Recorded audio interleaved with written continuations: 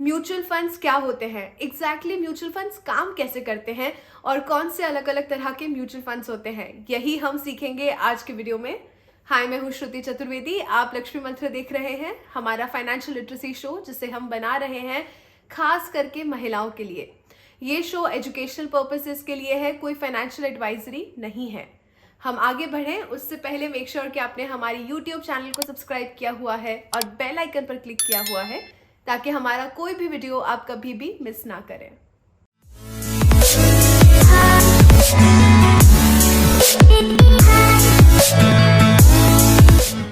Mutual funds के बारे में आपने कई सारे लोगों से सुना होगा, एडवर्टाइजमेंट्स, यूट्यूब चैनल्स या किसी दोस्त ने कहा होगा।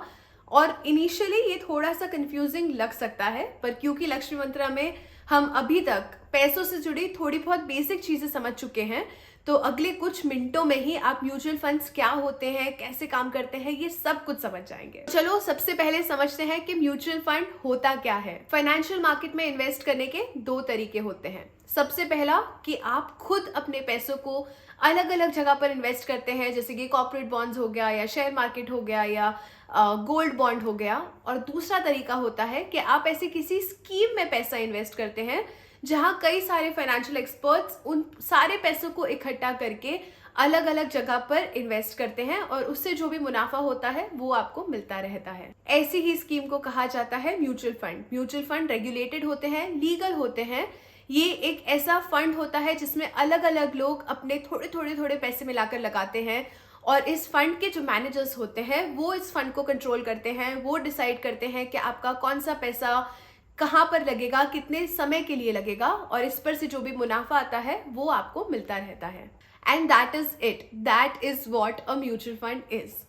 अब जब आपको समझ आ चुका है कि म्यूचुअल फंड क्या होता है, तो ये समझना भी जरूरी है कि म्यूचुअल फंड काम कैसे करता है। म्यूचुअल फंड को चलाने और मैनेज करने वाली कंपनी को कहा जाता है असेट मैनेजमेंट कंपनी, यानी कि AMC. SBI mutual fund, Kotak Mahindra mutual fund, Nippon mutual fund, ये कुछ एएमसीज हैं, जस्ट फॉर रिप्रेजेंटेशन, जो कि अलग अलग लोगों से, आपके और मेरे जैसे लोगों से छोटे बड़े अमाउंट का पैसा इकट्ठा करती हैं, एक फंड बनाती हैं और ये उन पैसों को मार्केट में अलग अलग जगह इन्वेस्ट करती हैं।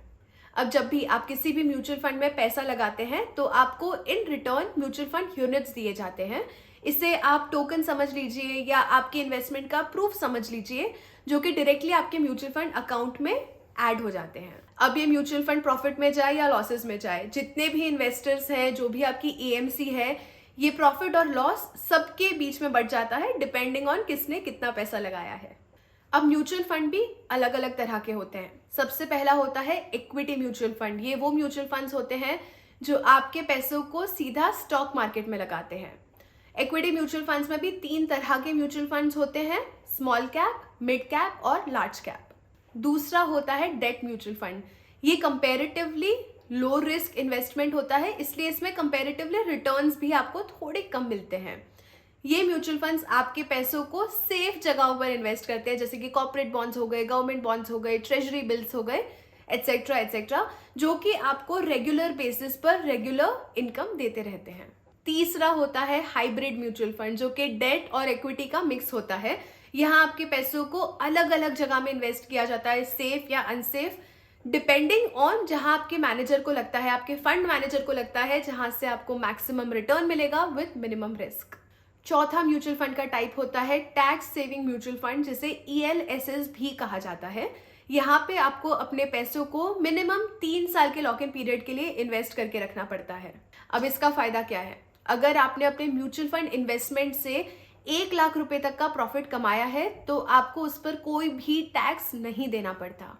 और अगर आपका प्रॉफिट 1 लाख रुपए से बढ़ जाता है तो भी आपको सिर्फ उस पर 10% का टैक्स पे करना पड़ता है।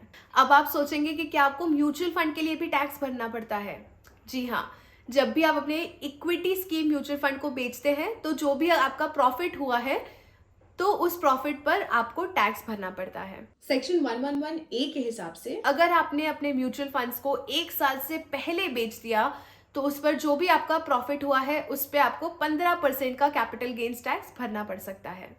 And according to section 112A, अगर आपने 1 साल से ज्यादा के बाद अपने म्यूचुअल फंड्स को बेचा तो आपको आपका जो भी मुनाफा हुआ है उस पर 10% का कैपिटल गेन्स टैक्स भरना पड़ता है। इसीलिए इट इज़ ऑलवेज प्रेफर्ड कि आप अपने पैसों को लॉन्ग टर्म के लिए इन्वेस्ट करें, because not only is that a good money saving habit but also a tax saving habit. तो अब चलते हैं टास्क ऑफ द डे की तरफ। आई नो आज का ये एपिसोड थोड़ा सा हैवी हो सकता है, इसलिए टास्क ऑफ द डे बहुत ही सिंपल है। इस वीडियो के बाद मैं चाहती हूँ कि आप अपने फ़ोन में ऐप स्टोर पे जाके किसी भी ऑनलाइन इन्वेस्टिंग ऐप को डाउनलोड करिए और इस ऐप पर जाके अलग अलग म्यूचुअल फंड्स के बारे में बस पढ़िए। बस अलग अलग म्यूचुअल फंड्स पर क्लिक करिए, उन्हें देखिए, पढ़िए। खरीदना नहीं है, कोई ट्रांजैक्शन नहीं करना है, बस पढ़ना है। और इन म्यूचुअल फंड स्कीम्स के नाम मेरे साथ कमेंट सेक्शन में शेयर करिए। अगर आपको ये टास्क करने में कोई भी दिक्कत आ रही है तो प्लीज़ बेझिझक मुझसे कमेंट सेक्शन में आप पूछ सकते हैं। हम कोशिश करेंगे कि जल्द से जल्द आपको रिप्लाई करके आपकी मदद करें। आई होप आपको हमारा आज का वीडियो हेल्पफुल लगा हो। अगर आपको लगता है कि ये वीडियो किसी और की मदद कर सकता है तो प्लीज़ इसे अपने दोस्तों के साथ, अपनी फैमिली के साथ शेयर करिए। मैं आपसे अगले मंडे मिलूंगी with another episode of Lakshmi Mantra, जहां पर हम सीखेंगे कि अपने लिए सही म्यूचुअल फंड सिलेक्ट कैसे किया जाता है। इसलिए मेक श्योर कि आपने हमारे यूट्यूब चैनल को सब्सक्राइब किया हुआ है ताकि हमारा कोई भी एपिसोड आप कभी भी मिस ना करें। I will see you next week. Till then you take care and stay safe.